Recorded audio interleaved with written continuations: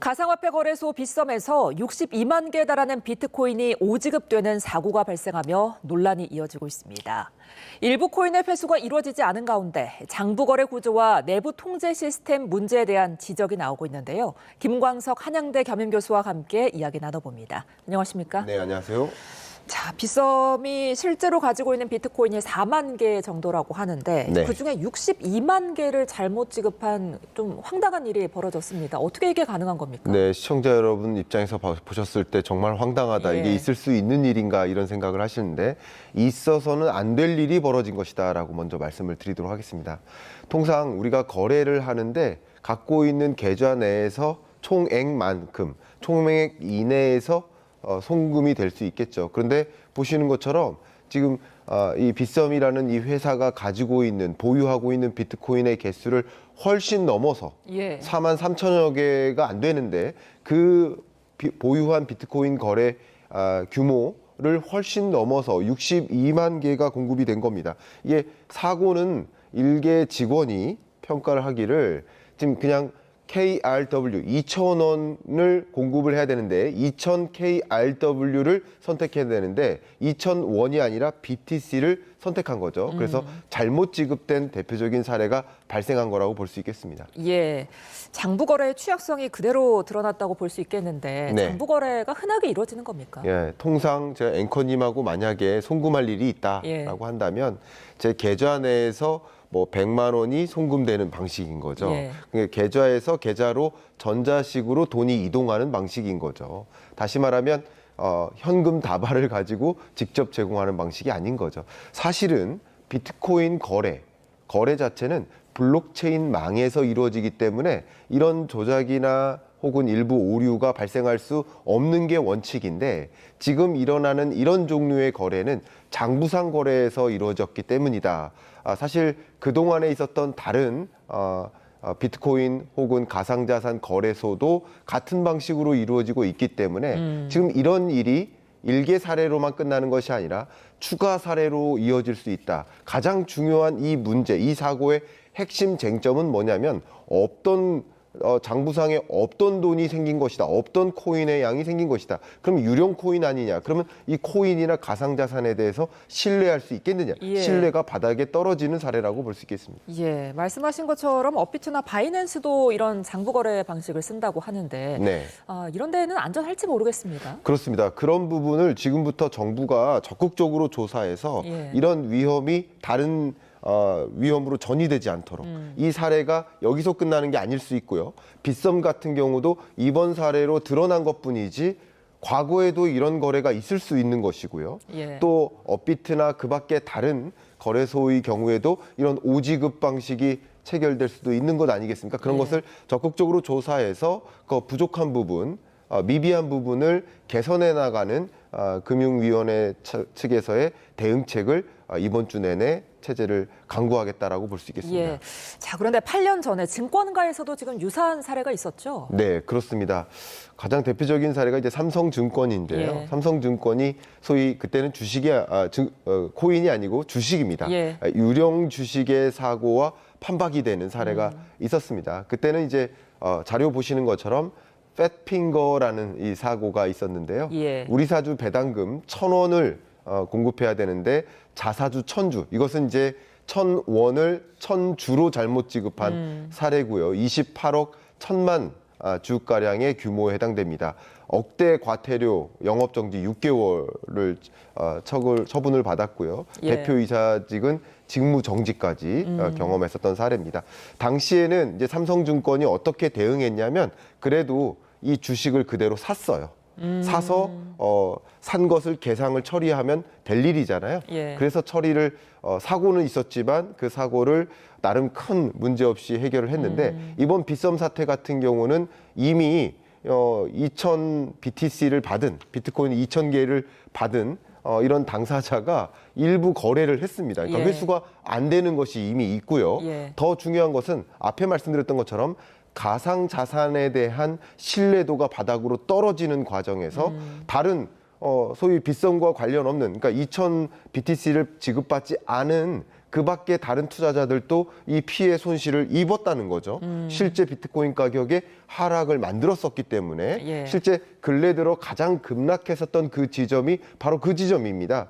예, 2월 6일 7시경이죠. 예. 그때가 극단적으로 비트코인 가격이 떨어졌었고 엄청난 거래량이 있었습니다. 그러니까 그런 것들이 결국 이 비트코인을 받은 당사자뿐만 아니라 받지 않은 당사자들도 비트코인을 투자하는 투자자들도 그리고 이 빗썸 거래액이 세계적으로 지금 이 소식이 알려졌기 때문에 예. 어쩌면 좀 넓은 의미로 한국 자본시장에 대한 신뢰도 까지 영향을 미치기 때문에 이게 단순한 사고가 아니다. 이거는 한국 자본시장에 대한 신뢰도 혹은 비트코인 등 가상자산 시장에 투자를 하는 많은 투자자들에 대한 믿음, 신뢰도 이게 땅에 떨어지는 그런 효과가 있기 때문에 이 부분은 엄격히 조사를 해서 다시는 이런 일이 재발되지 않도록 하는 체계를 정비하는 것이 절대적으로 필요하겠다고 의견 드리겠습니다. 예. 자, 그리고 또 한 가지 의아한 게 이런 비정상적인 거래가 있었는데도 이를 차단하는 시스템이 지금 작동하지 않았단 말이죠. 그렇습니다. 이런 안전장치가 없는 겁니까?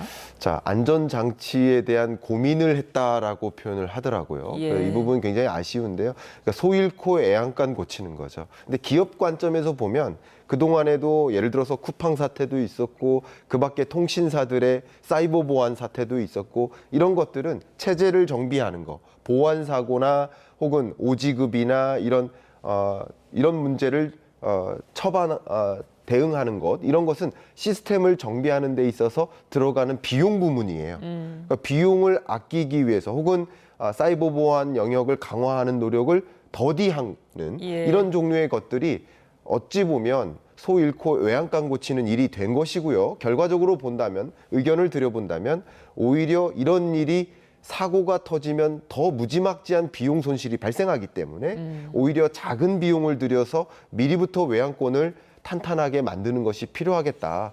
외양간을 잃는 순간 정말 어마어마한 손실이 야기되기 때문에 기업들은 어쨌든 이런 시스템 정비라든가 보안 사고 대응이라든가 이런 부분에 더 철저한 대비책을 강구하는 것이 그게 기업의 적극적인 경영 전략 책이 될 수 있겠다라고 의견을 드리고 싶습니다. 예. 게다가 지금 또 문제가 되는 게 일부 오지급된 코인들이 지금 반환되지 않았다고 합니다. 이럴 그렇습니다. 경우에는 어떤 처벌 받게 될까요? 자, 이 부분도 아직 확정적인 법적 대응 절차가 마련되진 않았습니다. 그러니까 형사처벌 여지, 그러니까 형사처벌에 대한 판단의 여지가 아직 남아 있습니다. 예. 물론 우리가 현금 거래에서는 오지급이 있었어요. 근데 이게 오지급됐다라는 사실을 알고도 그 돈을 받고서 사용했다.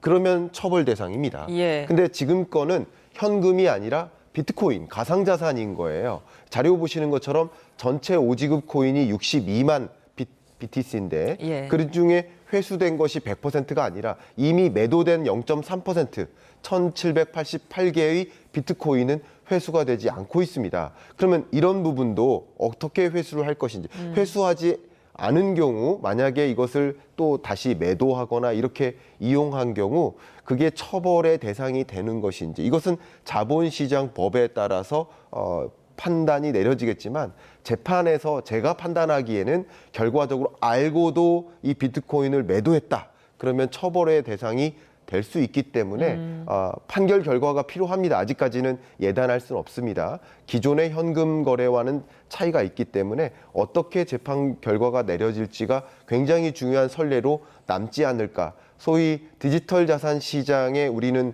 놓여져 있어요. 예. 새로운 세상으로 건너왔습니다. 이 세상에 걸맞는 법적 장치가 또 마련되는 것 이것도 입법 조치로서 필요한 대목 아닌가 의견을 드리고 싶습니다. 예, 그러니까 그때 이제 굉장히 많이 들어온 오지급된 비트코인을 팔아치우면서 당시 약 17% 폭락을 했다고 합니다. 그렇습니다. 덕분에 이제 일부 투자자들은 패닉 세일을 하기도 그렇습니다. 했다는데 이때 이제 시세보다 낮은 가격으로 매도를 한 고객들에게 이 매도 차익 전액 그리고 여기에 더해서 10%로 추가 보상금을 빗썸에서 지급한다고 합니다. 네. 이 부분은 좀 적절하다고 보십니까? 자, 의견을 좀 드려보겠습니다.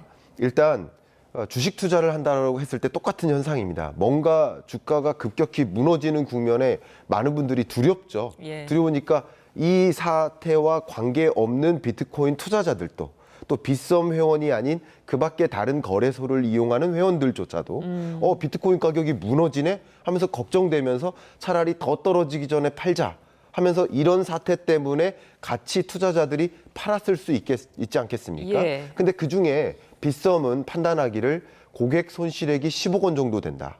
그 10억 원 정도, 차액 거래가 10억 원 정도 발생하니까 그 부분은 제공해 주겠다. 그리고 10억 원 플러스 10%를 추가로 공급해 주겠다. 이게 보상안인 거예요. 110%의 손실 보상안을 마련한 겁니다. 근데 중요한 것은 그 해당 당사자만이 손해를 본 것이 아니라 빗썸을 이용하지 않는 그 밖에 다른 거래소를 이용하는 고객들마저 생각해 보면 그러네요. 이 투자자의 범주는 이 패닉셀의 대상이 여러 명이 있을 수 있고요. 지금 보시는 것처럼 급락하는 구간이 있지 않습니까? 예. 이때 패닉셀이 이루어진 거예요. 예. 근데 그 패닉셀을 단행한 사람들만 손해를 입은 게 아니라 그냥 가상자산에 장기적으로 투자하고자 하는 투자자들조차 세계적으로 많은 사람들의 인식이 이거 가상자산 괜찮겠어? 신뢰도 나 믿을 수 없어 하면서 오히려 전반적으로 신뢰도가 무너지면서 가뜩이나 가상자산이 상승 구간을 장기적으로 맞이할 수 있음에도 불구하고 막아버리는 그런 효과가 발생한 것이기 때문에 이게 적절한 보상안이다라고 평가하기엔 좀 이른 감이 있다.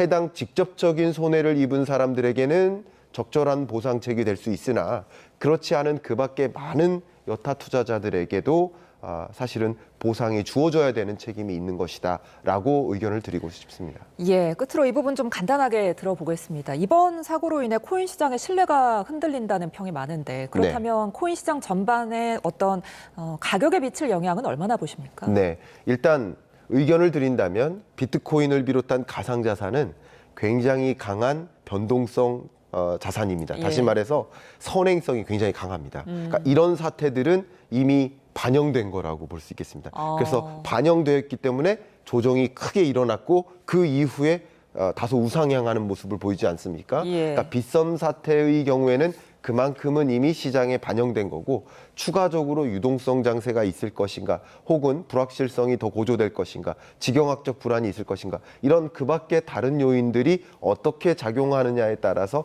비트코인 가격을 추가적으로 결정 지을 것이고 빗썸 사태를 비롯한 이 불확실성 요인들은 상당 부분 이미 반영된 것이다라고 평가적 의견을 드리고 싶습니다. 알겠습니다. 지금까지 김광석 한양대 겸임교수와 함께했습니다. 고맙습니다. 감사합니다.